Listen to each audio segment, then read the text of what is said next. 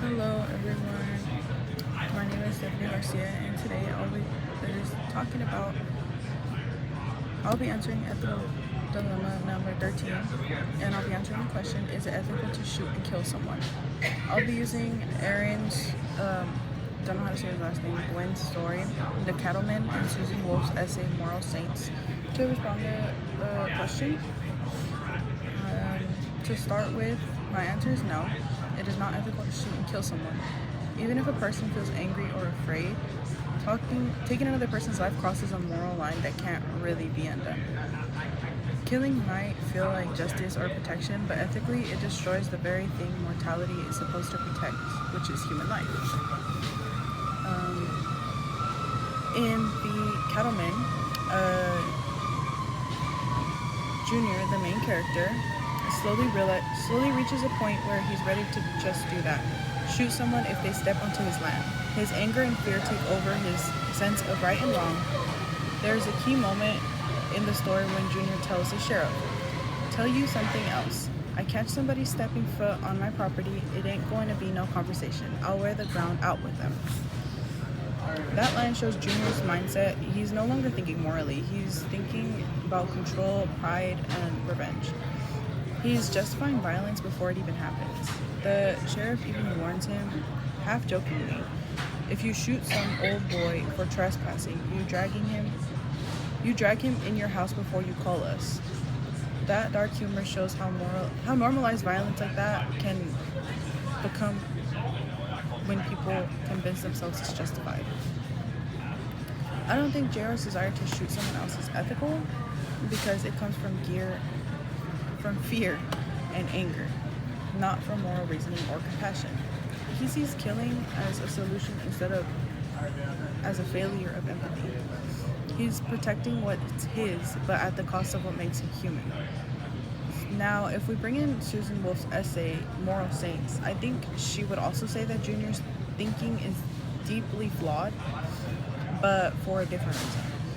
Wolf argues that being overly moral or single-minded about any one value can actually destroy your humanity.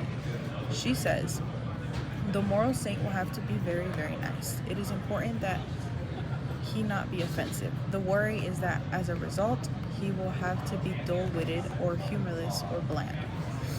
So what Wolf is trying to say is that when morality comes all-consuming, we lose balance.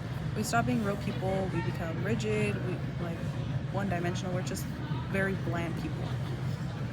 And Junior shows the opposite, but the result is similar. He lets one value, justice, or maybe even pride, take over everything else, but he's not thinking about mercy, understanding, or even the simple joy of being alive with his wife on the ranch.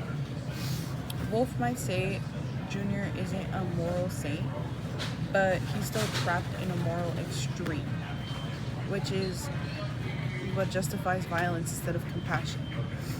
She would probably disagree with him completely because he's let morality turn into something self-destructive. Killing someone, even out of anger or fear, is the opposite of moral balance. It's not saintly or strong. Honestly, it's kind of a moral blindness. Like, you're really blind to everything else. So, to answer the question clearly, no, it's not ethical to shoot and kill someone. Gwen's story shows how fear and righteousness can twist morality. And Wolf's philosophy reminds us that living a moral life means staying human.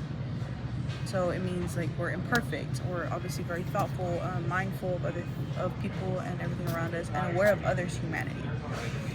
In the end, both writers seem to warn us about the same thing.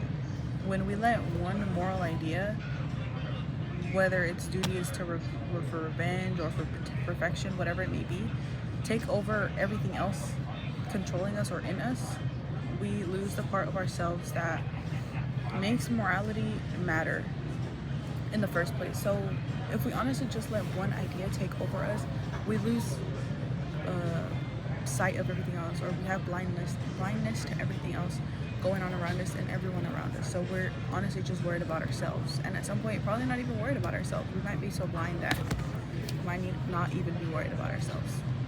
But